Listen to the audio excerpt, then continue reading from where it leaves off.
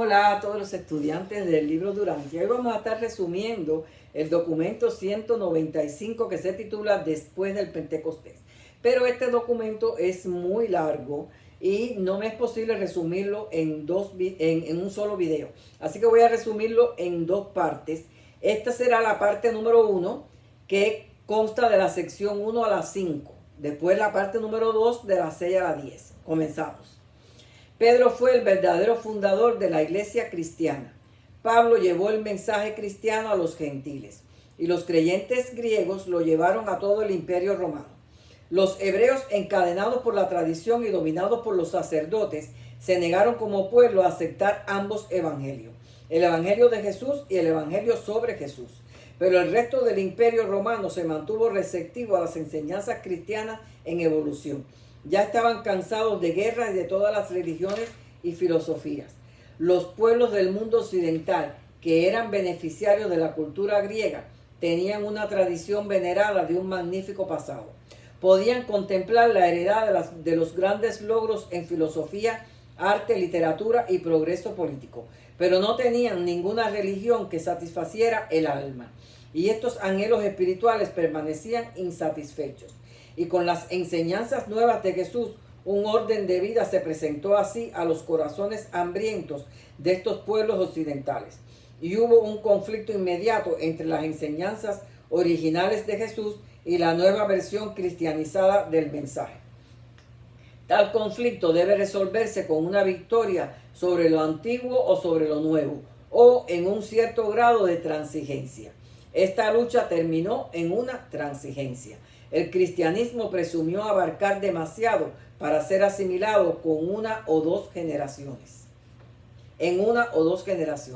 Y ya no era un sencillo llamado espiritual, tal y como Jesús había presentado a las almas de los hombres, sino que muy pronto adoptó una actitud decidida sobre ritos religiosos, educación, magia, medicina, arte, literatura, ley, gobierno, moral, reglamentación sexual, poligamia, incluso la esclavitud.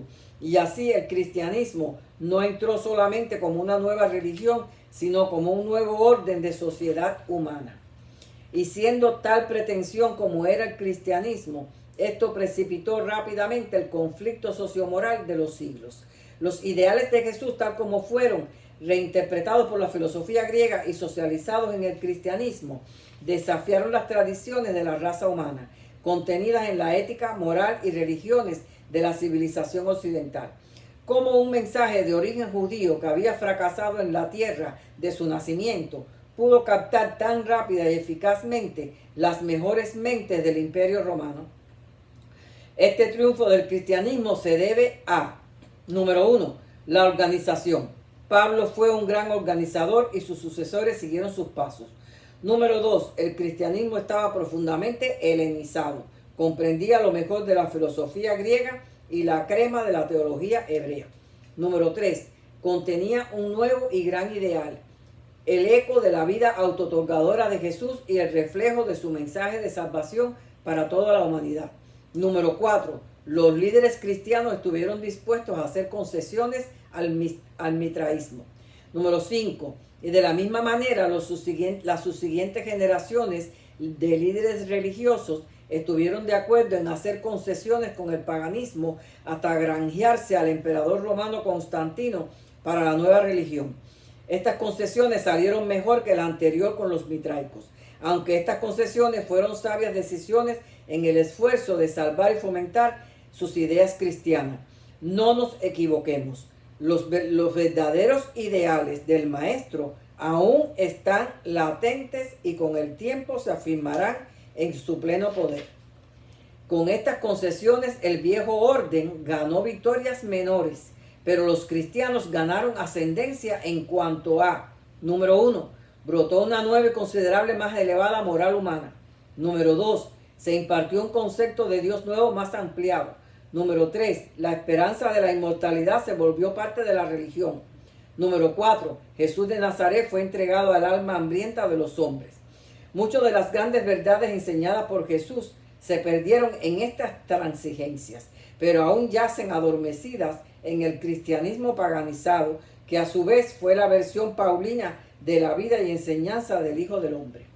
El cristianismo debe mucho a los griegos, puesto que fue un griego quien desafió a esta asamblea y habló con tal elocuencia y lógica que no se atrevieron a enturbiar el mensaje de la verdad real del autootorgamiento de Jesús.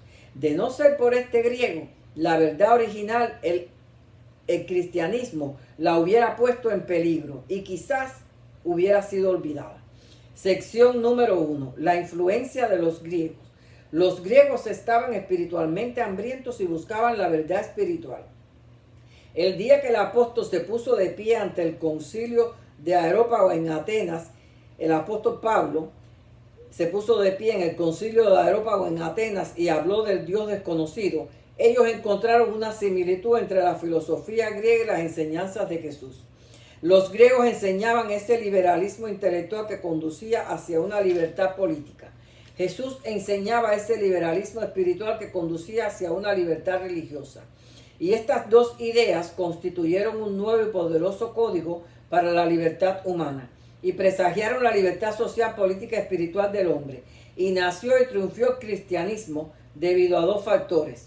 Número 1, la mente griega estaba dispuesta a tomar prestadas ideas nuevas y buenas, incluso de los judíos. Número 2, Pablo y sus sucesores estaban dispuestos a negociar y sabían hacerlo con astucia y sagacidad. Eran hábiles traficantes teológicos. Al principio los griegos abrazaron la religión cristiana. Los romanos se negaron, pero luego fueron los griegos quienes forzaron a los romanos a aceptar la nueva religión con las modificaciones correspondientes. Los griegos veneraban la belleza, los judíos la santidad, pero ambos amaban la verdad. Los griegos se concentraban en el arte y la filosofía, no en la religión. Los judíos tomaban la religión seriamente y poco le importaban los campos de pensamiento, así que se concentraban en la religión. El conjunto de siglos del pensamiento de estos dos pueblos convirtió ese momento en el poder impulsor de un nuevo orden de la sociedad humana y hasta cierto punto un nuevo orden de creencias y prácticas religiosas de la humanidad. En el primer siglo después de Cristo, la cultura helenista ya había alcanzado sus más altos niveles.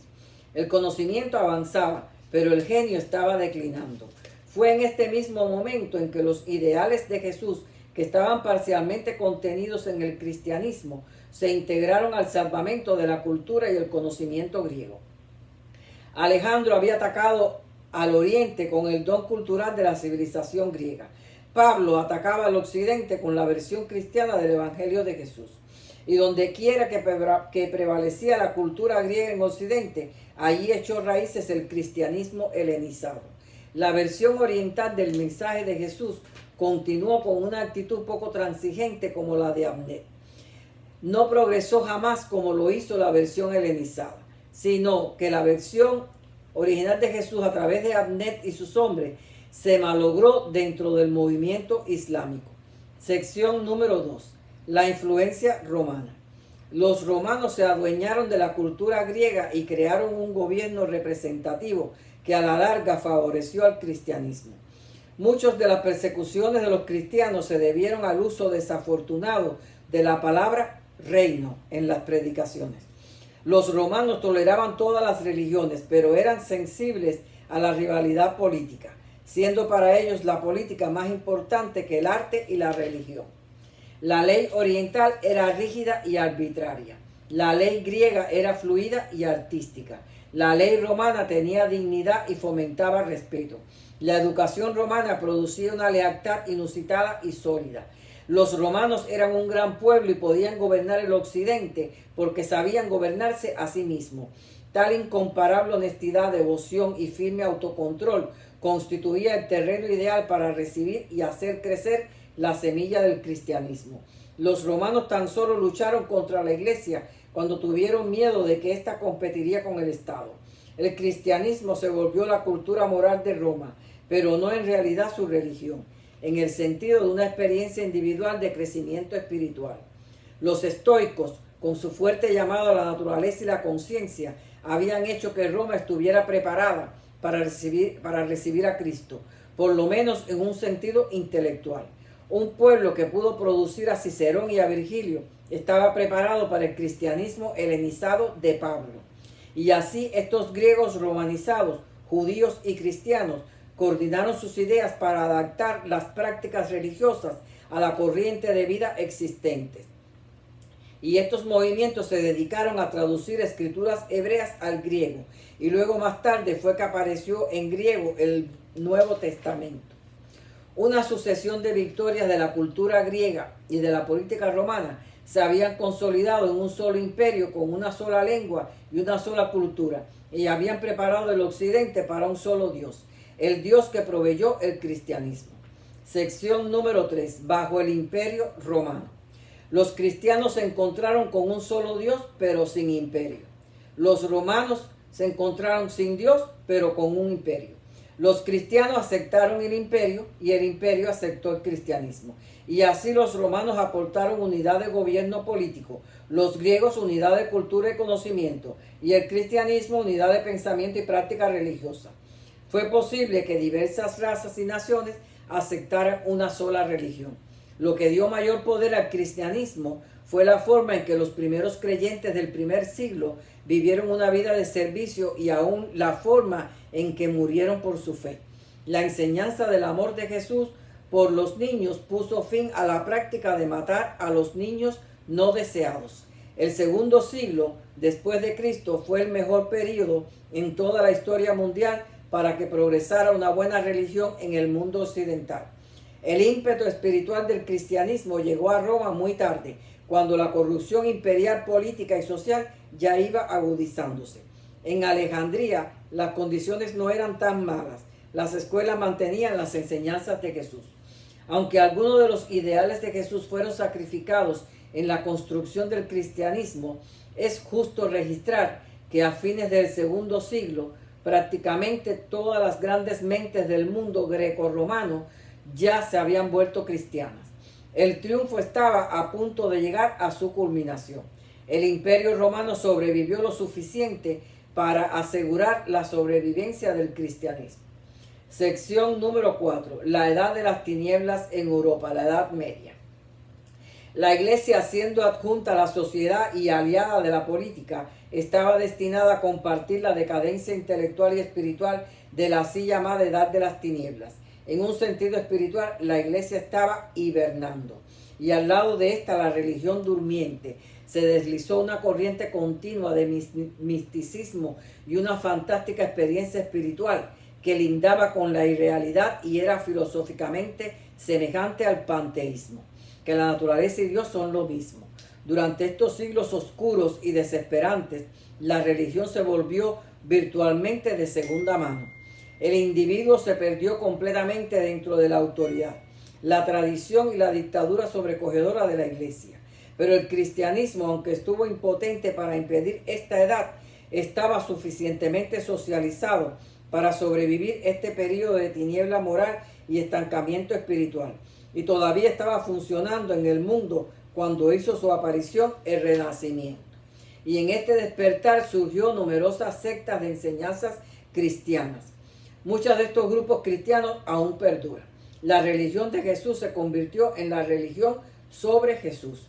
Luego experimentó helenización, paganización, secularización, institucionalización, deterioro intelectual, decadencia espiritual, hibernación moral, amenaza de extinción y un rejuvenecimiento posterior. Luego una fragmentación y después una rehabilitación relativa más reciente.